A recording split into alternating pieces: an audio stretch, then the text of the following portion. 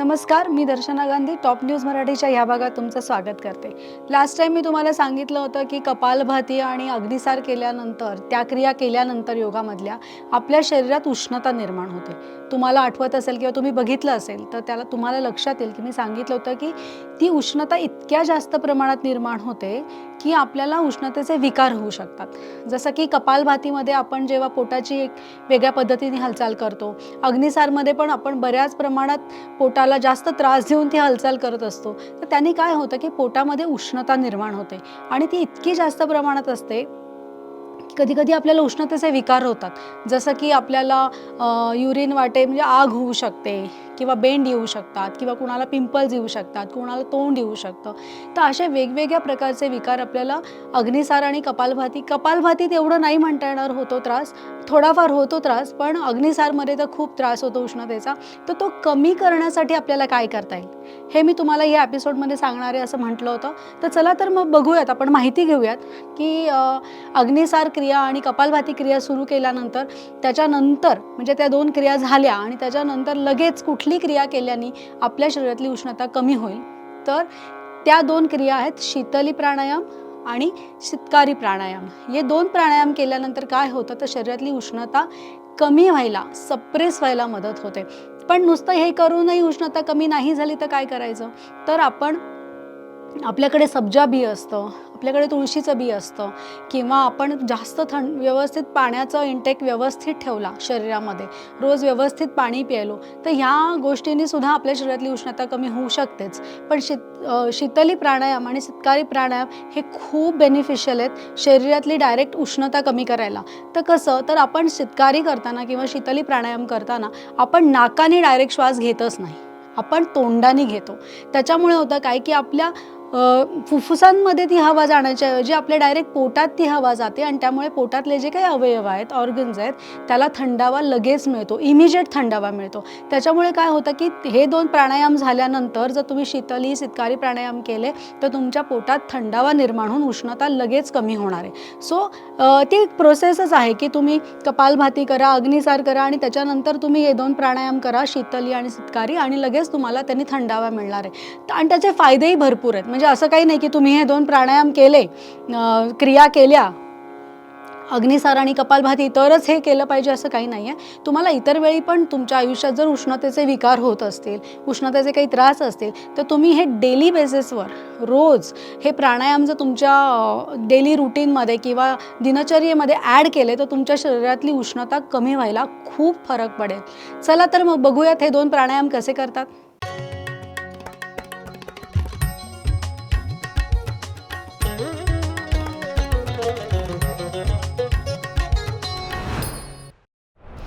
जसं की मी तुम्हाला सांगितलं की शीतली आणि शीतकारी प्राणायामामध्ये उष्णता कमी होते आणि तुम्ही ते कधीही करू शकता। उष्णतेचे विकार खूप होत असतील तरीही करू शकता। म्हणजे तुम्ही जर खूप ज्या लोकांना उष्णतेचे विकार होतात त्यांनी अग्निसार क्रिया टाळलेली बरी, पण कपालभातीपर्यंत त्यांनी केलं तर चालेल। आणि ज्यांना असेही उष्णतेचे विकार होतात त्यांनी शीतली आणि शीतकारी प्राणायाम करायला हरकत नाहीत। खूप बेनिफिशियल प्राणायाम आहेत आपल्या शरीरासाठी। शीतली प्राणायामाने आपलं शरीर म्हणजे आपलं पोट शांत होतं, उष्णता कमी होते पोटातली आणि थंडावा निर्माण होतो। आणि शीतकारी जी आहे, शीतकारी प्राणायामाने काय होतं की तुमचा मेंदू शांत होतो, तुमचं शरीर शांत होतं। असे हे दोन्ही प्राणायाम खूप महत्त्वाचे आहेत। तर चला तर मग आपण करून बघूयात। तुम्ही तयार आहात का? पहिला मी तुम्हाला दाखवणार आहे शीतली प्राणायाम। शीतली प्राणायाम करताना तुम्ही कुठेही एका जागी स्थिर छान शांतपणे बसू शकता। एखादी अशी जागा निवडून की जिथे शक्यतो पोल्युटेड एरियात किंवा असं बाहेर जाऊन करू नका। ते का नाही करायचं, तर आपण तोंडाने श्वास घेत असतो, आपण नाकाने श्वास घेत नाही। नाकाने श्वास घेतल्यावर काय होतं की हवा डायरेक्ट नलिकेतनं जाते कुठे फुफ्फुसात आणि तिकडे स्वच्छ होऊन मग तो ऑक्सिजन आपल्या शरीरात मिसळतो। पण जेव्हा आपण तोंडाने श्वास घेतो तेव्हा ती हवा गाळून स्वच्छ होऊन शुद्ध होऊन जात नाही, ती डायरेक्ट पोटात जात असते। त्याच्यामुळे काय होतं की जर हवा आपण कुठल्याही अशा ठिकाणी असू जिकडे पोल्युशन आहे, घाण आहे आणि तिकडची हवा चांगली नाही आहे, दूषित आहे, आणि अशा ठिकाणी बसून जर आपण हे प्राणायाम केले शीतली आणि शीतकारी, तर ते कदाचित आपल्या पोटात काही जंतू जाण्याची किंवा काही नको असलेले घटक जाण्याची शक्यता असते. त्याच्यामुळे अशा ठिकाणी बसा की एक स्वच्छ चांगली रूम आहे किंवा तुमच्या स्वतःच्या गॅलरीत तुम्ही बसू शकता किंवा जिकडे चारी बाजूला छान ग्रीनरी आहे, झाडं आहेत आणि तिकडे पोल्युशन नाही, अशा ठिकाणी बसून तुम्ही हा दोन्ही प्राणायाम करू शकता. त्याच्याने तुम्हाला जास्त म्हणजे ॲटलिस्ट शुद्ध हवा आत जाईल, अशुद्ध हवा जाणार नाही. तर या गोष्टी काही पाळाव्या लागतात जेव्हा आपण हे प्राणायाम करतो. शीतली प्राणायाम करताना आपण तोंडाची एक नळ, म्हणजे तोंडाची नाही पण आपली जी जीभ आहे त्याची एक नळीसारखी तयार करतो. असे दोन्ही बाजूने आपली जीभ आपण फोल्ड करतो आणि त्या नळीतनं आपण हवा खेचत असतो. म्हणजे ती हवा पूर्णपणे आपल्या घशातनं जाऊन पोटात जाते आणि पोटात ती थंडावा निर्माण करते. तर चला, तर मग आता आधी आपण शीतली प्राणायाम करून बघू कसा करायचा. पूर्ण एका जागी व्यवस्थित बसायचं, मांडी घालून खुर्चीत कम्फर्टेबल ठिकाणी बसा. त्याच्यानंतर पूर्ण श्वास आधी आत घ्यायचा, सोडायचा, असं 2-3 वेळा करायचं. हे कशासाठी करतो आपण, तर आपण स्वतःशी कनेक्ट होतो. पटकन कुठलीही क्रिया करायच्या आधी ना, आधी स्वतःशी सेल्फ जे आपलं असतं, स्वतःचं अंतर्मन असेल किंवा स्वतःची जे काही जाणीव असते त्या ह्याच्याशी तुम्ही कनेक्ट होणं महत्त्वाचं असतं. ते कनेक्ट नाही झालं तर कुठलीही क्रिया ही अपूर्ण होते. स्वतः त्या झोनमध्ये जाऊन, त्या मूडमध्ये जाऊन म्हणतो ना आपण की स्वतःशी कनेक्ट होऊन एखादी क्रिया केली ना तर त्याचे रिझल्ट छान मिळतात आपल्याला. तर आधी स्वतःशी कनेक्ट व्हायचं आहे.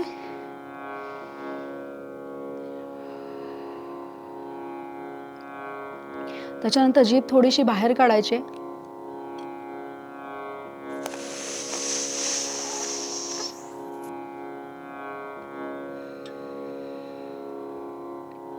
परत एकदा करून दाखवते.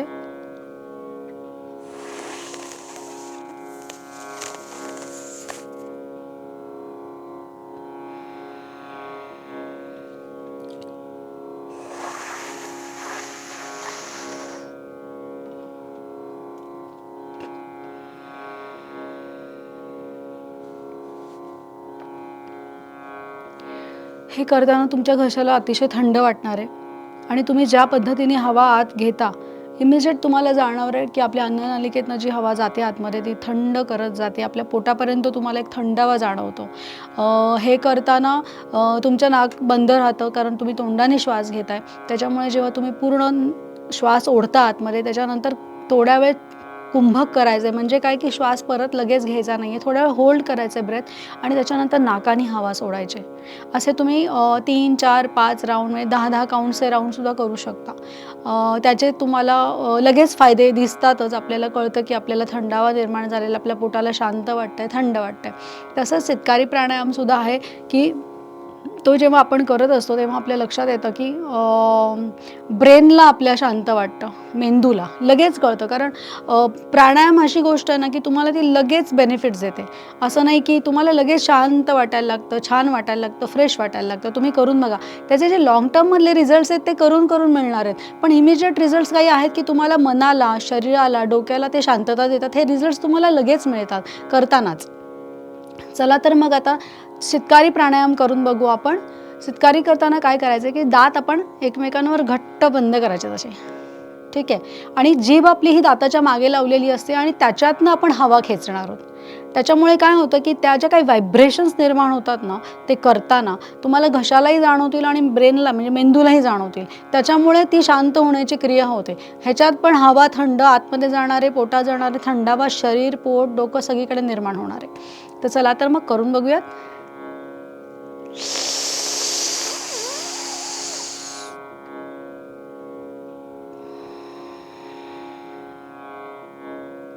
दात एकमेकांवर व्यवस्थित घट्ट बंद करायचे, जीभ मागे लावायचे. त्याच्यामुळे जे गॅप होते त्या गॅपमधनं आपण हवा खेचून घेतोय.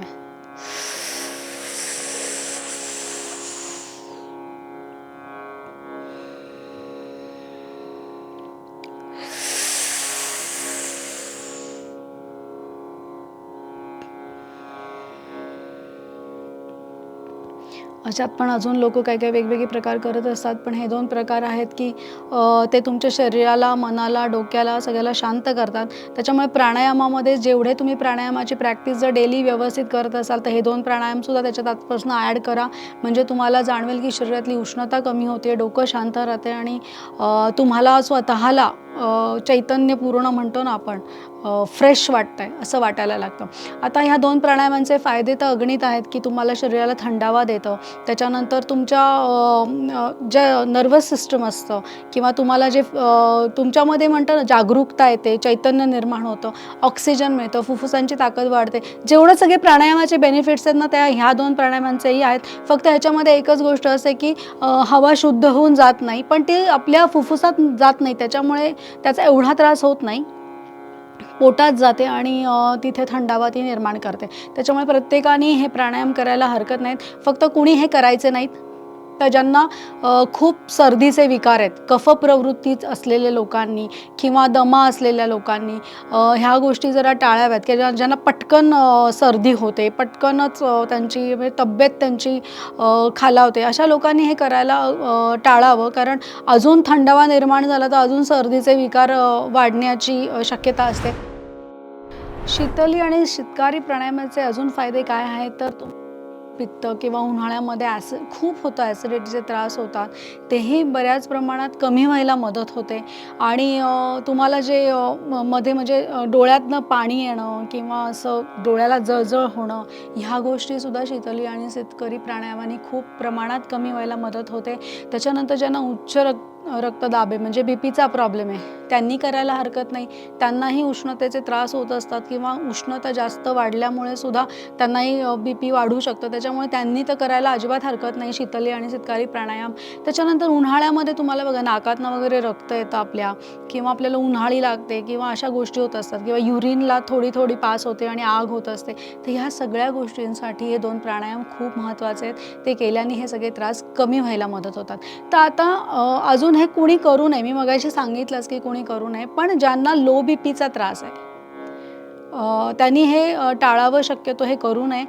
कारण थंडाव्याने अजून त्यांचं बीपी लो जाऊ शकतं. सो त्यांनी हे सहसा नाही करायचं. आणि ज्यांना काहीही कुठलेही फुफ्फुसाचे विकार आहेत त्यांनी पण हे अजिबात करायचं नाही. आपल्या डॉक्टरशी बोलून तुम्ही करू शकता, पण शक्यतो या गोष्टी सगळ्यांनी टाळाव्यात. आणि जेवढी काळजी घेऊन हे सगळे प्राणायाम शिकून व्यवस्थित तुम्हाला करता येतील ते करा, आणि त्याचा फायदा तुम्हाला नक्की होईल. कुणाचे दात फार सेन्सिटिव्ह असतात, म्हणजे जरा गार झालं, थंड वाटलं की लगेच ते दात दुखायला लागतात, खूप सेन्सिटिव्ह असतात. तर त्यांनीसुद्धा हा प्राणायाम टाळावा, त्यांनी ते करू नये. किंवा ज्यांना जिभेचे काही विकार असतात त्यांनीसुद्धा हे प्राणायाम टाळायला हरकत नाही. तुम्हाला आजचे प्राणायाम जे काही मी समजवले, शीतली आणि शीतकारी प्राणायाम, ह्याच्याबद्दल जी काही माहिती दिली ती तुम्हाला आवडेल अशी अपेक्षा करते. आम्ही कमीत कमी वेळात जास्तीत जास्त माहिती देण्याचा प्रयत्न करतच असतो. तरी तुम्ही आमच्या चॅनलला लाईक आणि सबस्क्राईब करायला विसरू नकात. माझा नंबर कायम स्क्रीनवर दिलेला असतो. तुमचे काहीही प्रश्न असतील तर तुम्ही तिथे कॉल किंवा मेसेज मला नक्की करू शकता. धन्यवाद.